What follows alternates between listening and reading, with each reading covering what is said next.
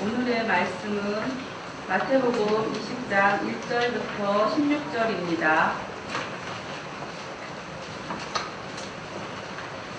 다 찾으신 줄 알고 제가 받들어 봉독하겠습니다. 천국은 마치 품꾼을 얻어 포도원에 들여보내려고 이른 아침에 나간 집주인과 같으니 그가 하루 한 데나리온씩 품꾼들과 약속하여 포도원에 들여보내고 또 제3시에 나가보니 장터에 놀고 서 있는 사람들이 또 있는지라. 그들에게 이르되 너희도 포도원에 들어가라. 내가 너희에게 상당하게 주리라 하니 그들이 가고 제6시와 제9시에 또 나가 그와 같이 하고 제11시에도 나가보니 서 있는 사람들이 또 있는지라. 이르되 너희는 어찌하여 종일토록 놀고 여기 서 있느냐. 이르되 우리를 품꾼으로 쓰는 이가 어썸이니이다. 이르되 너희도 포도원에 들어가라 하니라. 저물매 포도원 주인이 청지기에게 이르되 품꾼들을 불러 낮은 온자들로부터 시작하여 먼저 온 자까지 싹을 주라 하니 제11시에 온자들이 와서 한 데나리온씩을 받거늘 먼저 온 자들이 와서 더 받은 줄 알았더니 그들도 한 데나리온씩 받은지라. 받은 후 집주인을 원망하여 이르되 나중 온 이 사람들은 1시간밖에 일하지 아니하였거늘 그들을 종일 수고하며 더위를 견딘 우리와 같게 하였나이다. 주인이 그 중에 한 사람에게 대답하여 이르되 친구여, 내가 네게 잘못한 것이 없노라. 내가 나와 한 데나리온의 약속을 하지 아니하였느냐? 내 것이나 가지고 가라. 나중 온 이 사람에게 너와 같이 주는 것이 내 뜻이니라. 내 것을 가지고 내 뜻대로 할 것이 아니냐? 내가 선함으로 내가 악하게 보느냐? 이와 같이 나중된 자로서 먼저 되고 먼저 된 자로서 나중되리라. 아멘.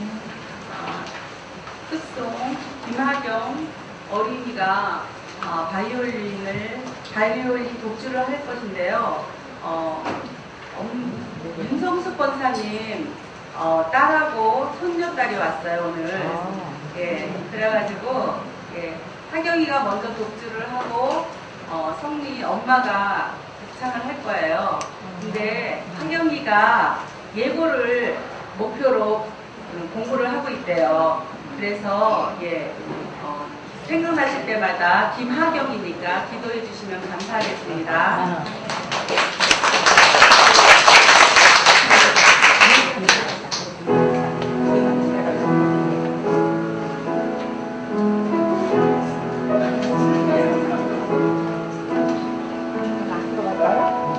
앞으로 가지 마. 여기 앉으세요.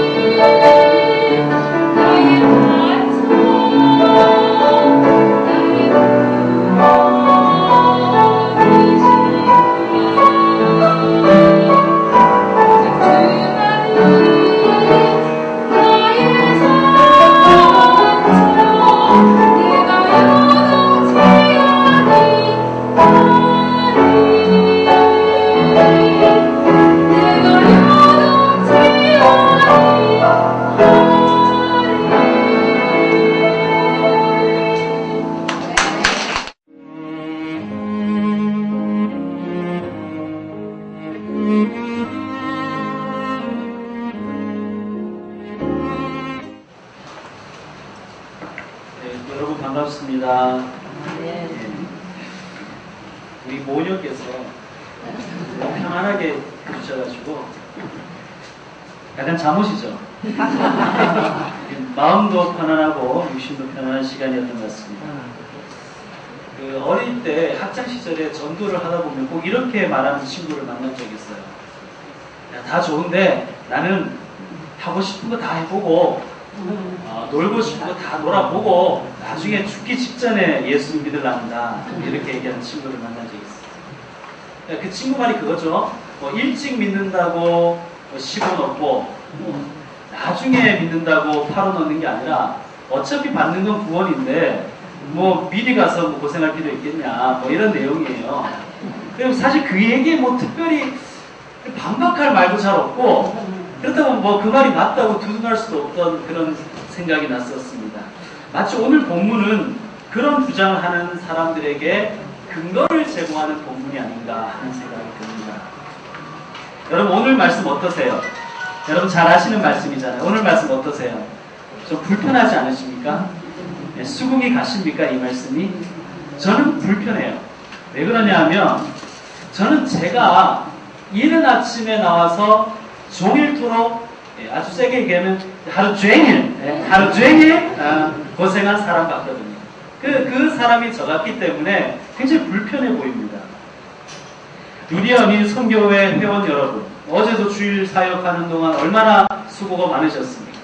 특별히 또 루디아 어린이 선교회를 섬기는 우리 임원분들, 얼마나 고생이 많고 수고가 많으십니까?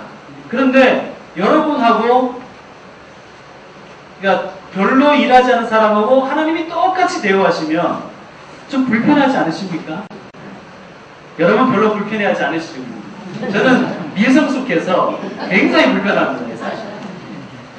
오늘 말씀 본문의 내용 이런 내용이죠. 어떤 포도원 주인이 그 포도원에 들여보낼 품꾼을 얻기 위해서 시장에 나가서, 장터죠, 인력시장에 나가서 사람들을 들여보냅니다. 한 데나리온을 주기로 약속하고 들여보냅니다. 이른 아침이면 우리나라 요즘 시간으로 한 6시 이전을 의미합니다. 그리고 당시 시간으로 3시, 그러니까 우리 시간으로 오전 9시에 나가보니까 놀고 있는 사람이 있는 거예요. 그래서 그들과도 상당히 주겠다. 여기서 이제 상당히 주겠다는 것은 꽤 많이 주겠다는 의미가 아니라 내가 적당하게 주겠다, 적절하게 주겠다라고 약속하고 들여보내요. 그리고 또 몇 시에 가죠? 6시. 정오 12시에도 나가보니까 또 놀고 있는 사람입니다. 그들과도 약속해서 들여보내고 오후 3시에 나가보니까 또 장터에 놀고 있는 사람입니다. 일이 없어서. 그래서 그들과도 약속해서 포도원에 들여보냅니다. 심지어는 오후 5시에 나가보니까 아직도 일거리가 없어서 거기에 장터에 놀고 있는 사람들이 있는 거예요. 그래서 이 주인이 묻습니다. 6절을 보시면 제11시에도 나가보니 서 있는 사람들이 또 있는지라 이르되 너희는 어찌하여 종일토록 놀고 여기 서 있느냐. 여러분이면 뭐라고 대답하시겠습니까? 이렇게 주인이 물었을 때, 아니 왜 놀고 서 있어요? 이렇게 물었을 때 뭐라고 대답하시겠어요? 네? 아니 우린 놀고 싶어서 이게 뭐 서 있습니까? 아무도 안 써주는 걸 어떻게 합니까? 이렇게 얘기합니다. 그러니까 이 주인이 그러죠. 고래? 이러죠. 고래. 이제 어린이 선교회는 유행어도 좀 알아야 됩니다. 이 처진한 유행어인데 고래? 이러고 이제 들여보냅니다. 잘 아시는 분은 있을 것 같아요. 고래. 5시에 들여보내진 사람들이 얼마나 기분이 좋았을까요? 잘못하면 하루 종일 공칠 수도 있었는데 가서 이제 푼돈이라도 볼 수 있겠다 싶어서 이제 들어갔겠죠. 날이 저물고 이제 6시가 되자 주인이 청지기에게 얘기해서 사람들에게 품삯을 주라고 그래요. 근데 참 재밌게도 늦게, 그러니까 5시에 온 사람부터 해서 일찍 온 사람까지 차례대로 품삯을 주라는 거예요. 자, 5시에 온 사람이 얼마나 받았습니까? 한 데나리온을 받았어요. 그래서 사람들이 어땠겠어요? 헉! 이랬겠죠. 헐. 헉! 이랬겠죠. 대박! 뭐 이러든지 했겠죠. 네. 자, 뭐 이 의미는 여러 가지일 겁니다. 아무래도 놀랐을 것입니다. 그런데 가만히 보니까 오후 5시에 온 사람이 한 데나리온을 받았다면 이제 그 먼저 온 사람들의 마음이 어떻겠어요? 아싸! 난 더 받겠지. 이렇게 생각했겠죠? 야, 그래. 저 사람이 한 데나리온 받았으니 난 적어도 뭐 2데나리온, 뭐 3데나리온 이상 받을 거다. 이렇게 기대하고 있었는데, 어땠습니까? 이른 아침에 왔는 사람들까지 한 데나리온씩 받은 거예요. 10절을 보시면, 먼저 온 자들이 와서 더 받을 줄 알았더니 그들도 한 데나리온씩 받은지라. 그래서 어떻게 합니까? 11절에 원망합니다. 그 원망의 이유가 뭐죠? 우리 12절 말씀 같이 읽겠습니다. 시작.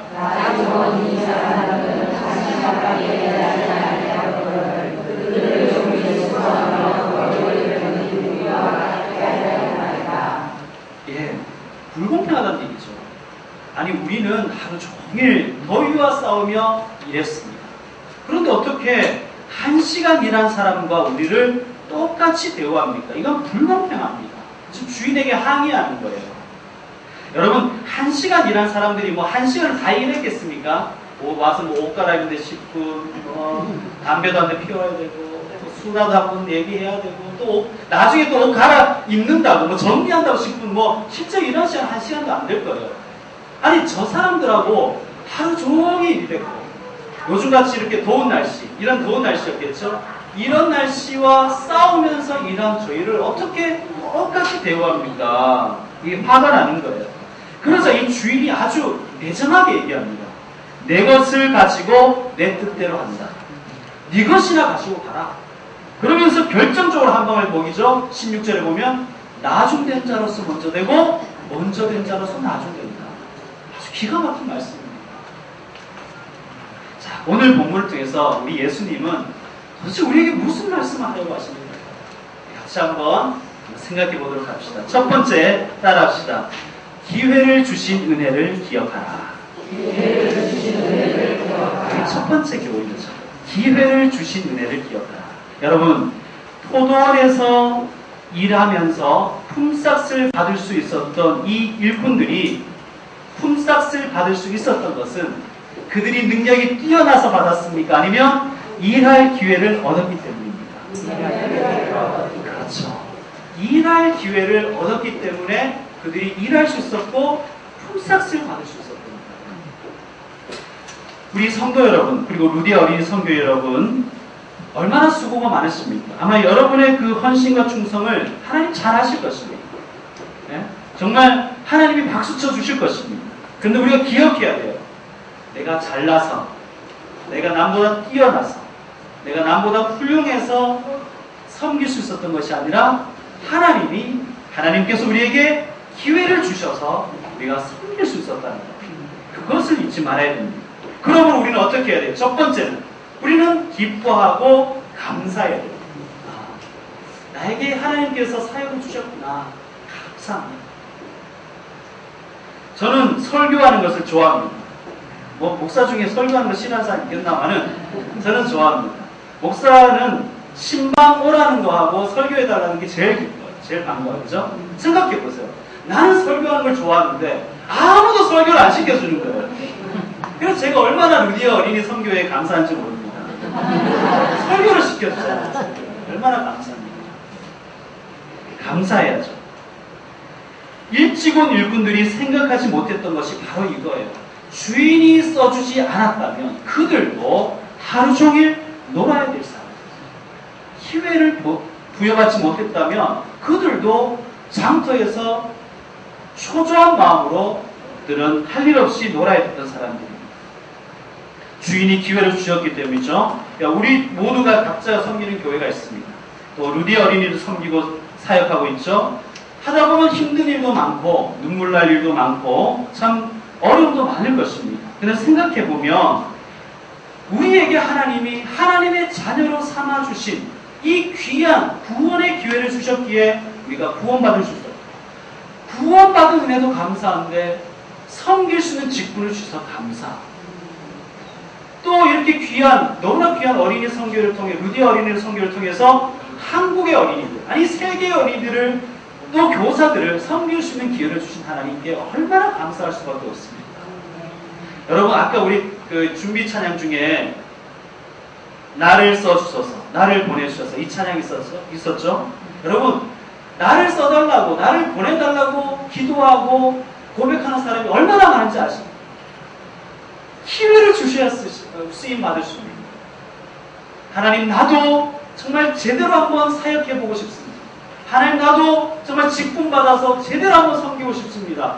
간절한 순수한 마음으로 소원하는데도 하나님께서 기회를 주시는 자가 있고 그렇지 않은 자가 있어요.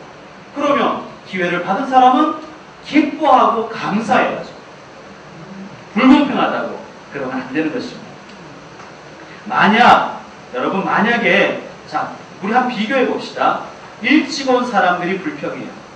5시에 온 사람들은 감사하고 기뻐해요. 그러면 누가 천국을 살고 있습니까?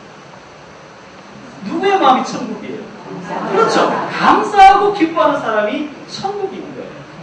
오늘 말씀 그걸 우리에게 가르쳐 줍니다. 너희들의 삶 속에 감사와 기쁨이 있느냐? 너희는 천국을 살아가는 거야. 반대로 우리에게 불평과 원망과 짜증이 있으면 우리는 지옥을 살아가는 거예요. 여러분, 기왕이면 천국을 살아가시면서 천국의 기쁨을 누리시는 저와 여러분 되었으면 좋겠습니다. 아멘. 여러분, 우리가 하나님께 받은 가정, 또 하나님께서 세우신 직장, 사업, 교회, 사명들 생각해보면 참 감사한 것밖에 없어요. 그죠? 자, 본문이 우리에게 주신 두 번째 교훈을 생각해 봅시다. 두 번째 교훈 따라합시다.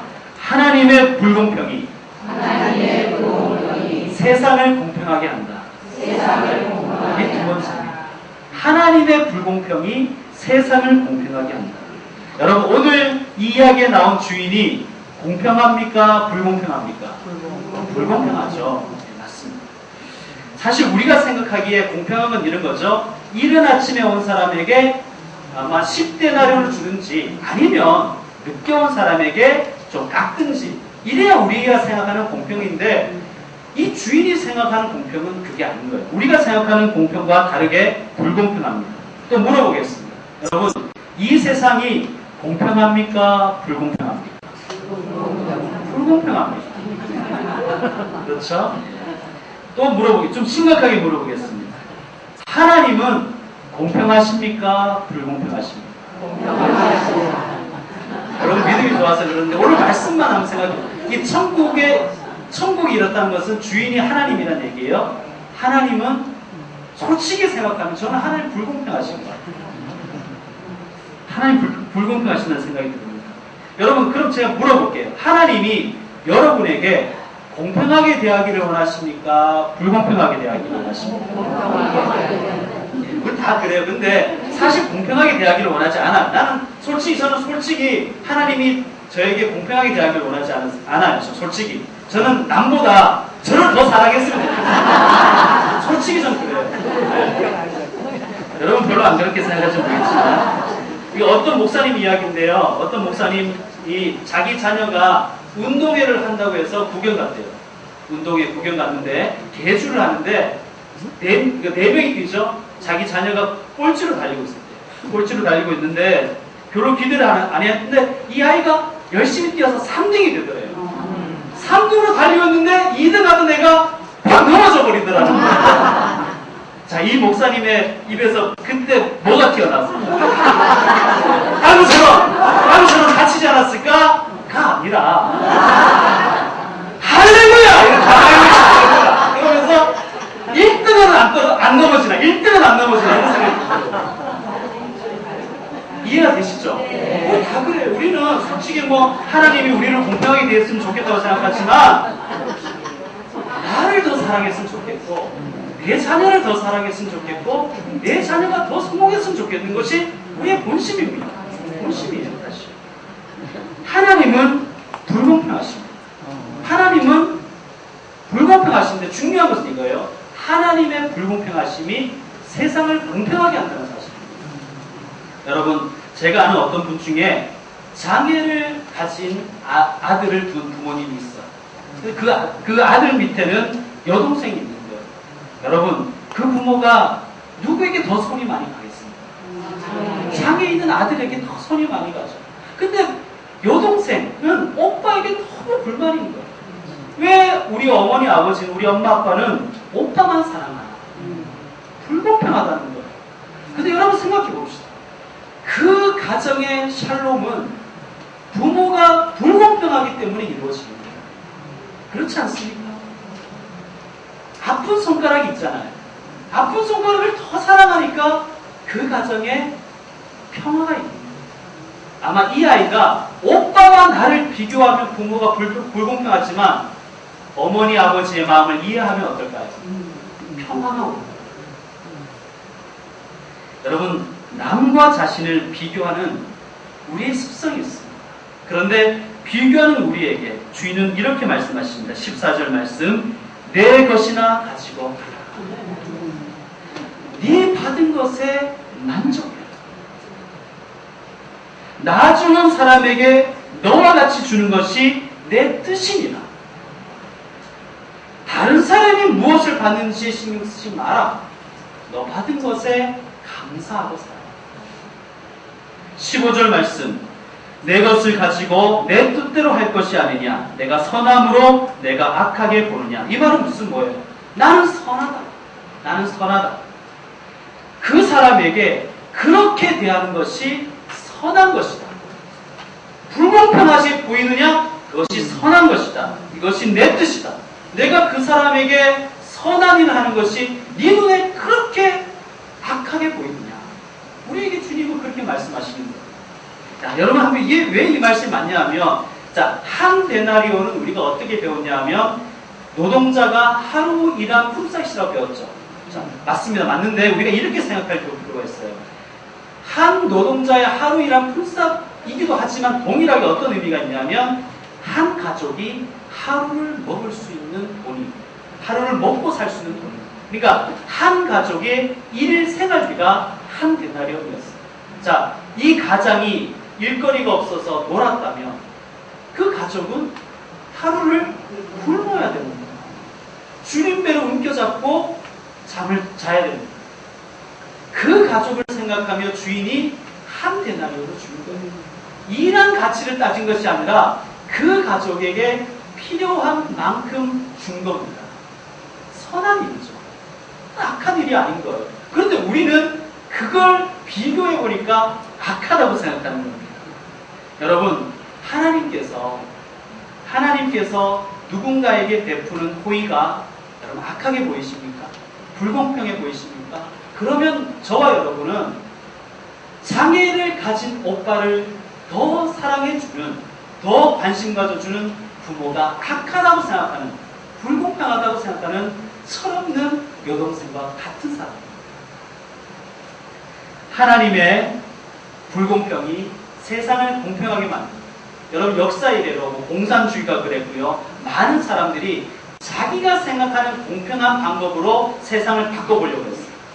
이렇게 해야 공평할 거다 해서 세상을 바꾸려고 했지만 그런 방법으로 세상 절대 공평해지지 않습니다. 오히려 하나님의 공평하심이, 불공평하심이 세상을 공평하게 만듭니다.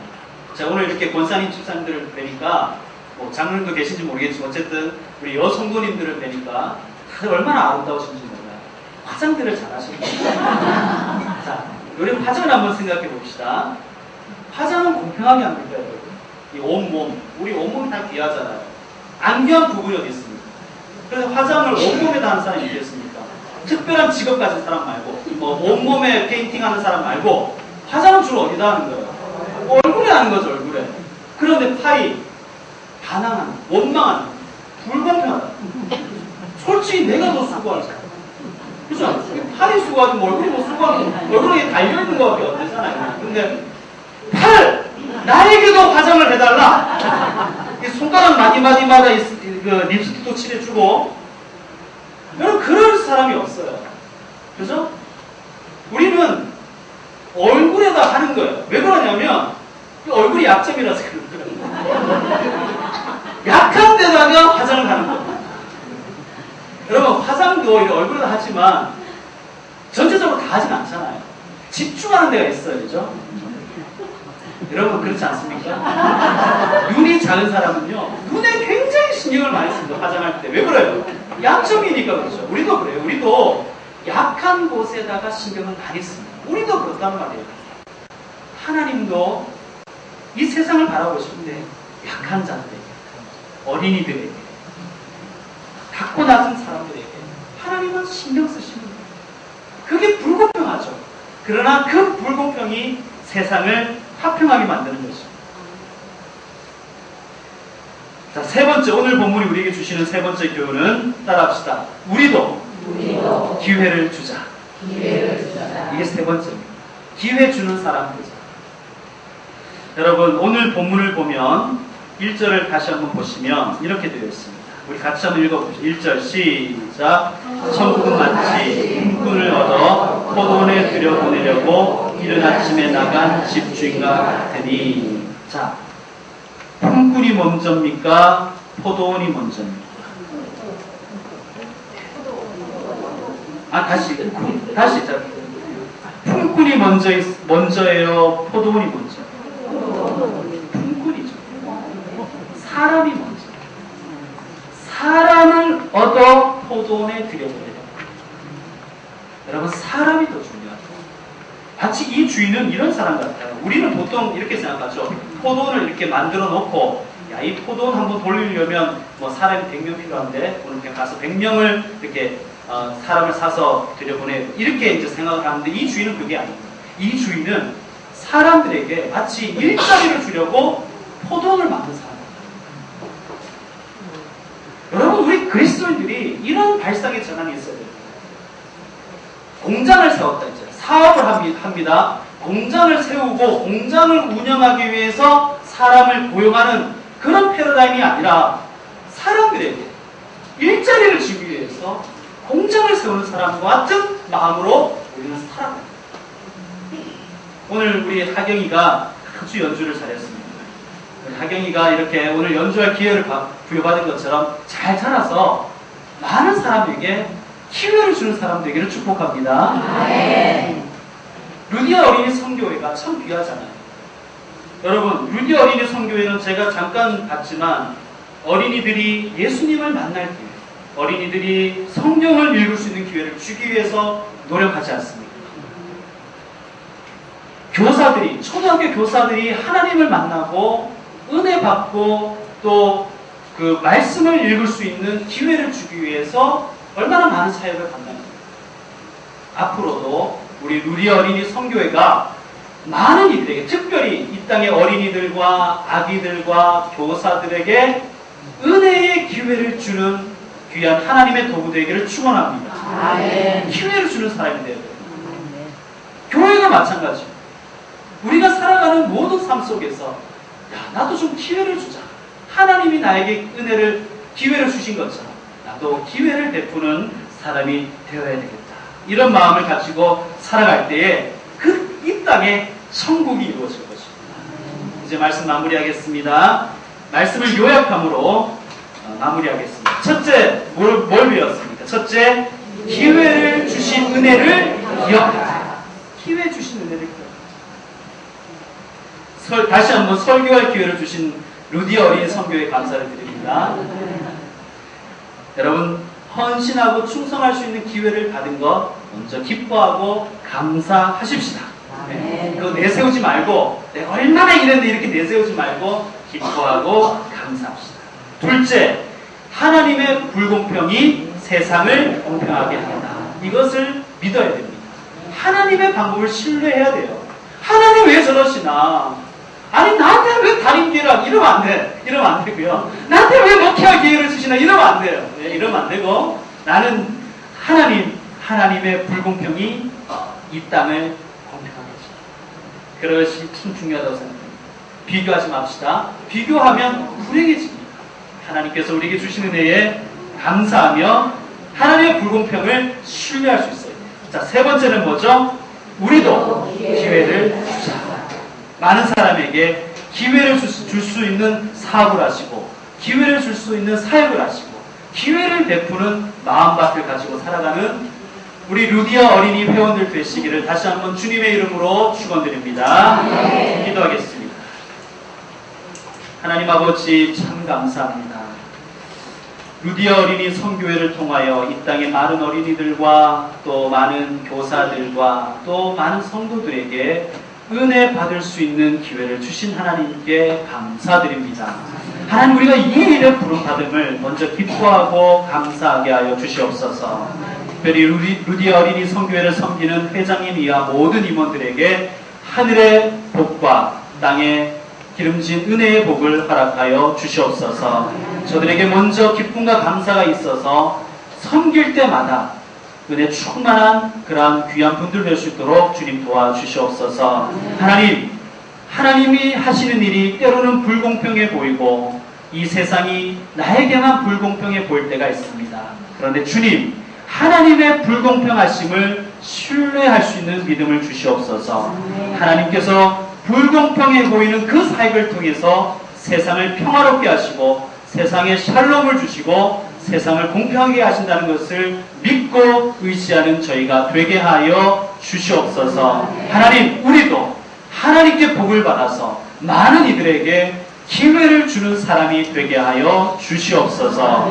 우리의 가정의 직장과 사업을 통하여 많은 이들에게 기회를 주는 사람들이 되게 하여 주시옵소서. 우리가 섬기는 교회가 많은 사람에게 기회를 주는 교회가 되게 하여 주시옵소서. 특별히 루디 어린이 성교회가 이 땅의 어린이들과 또 아기들과 어머니들과 선생님들에게 은혜 받을 기회, 말씀 읽을 기회, 말씀 공부할 기회를 주는 그러한 귀한 하나님의 도구가 되게 하여 주시옵소서. 오늘의 귀한 말씀을 통하여 우리가 더욱더 하나님께 감사하며 살아가고 기쁨과 은혜 넘치는 삶을 살 수 있도록 도와주시옵소서. 예수님의 이름으로 기도드립니다.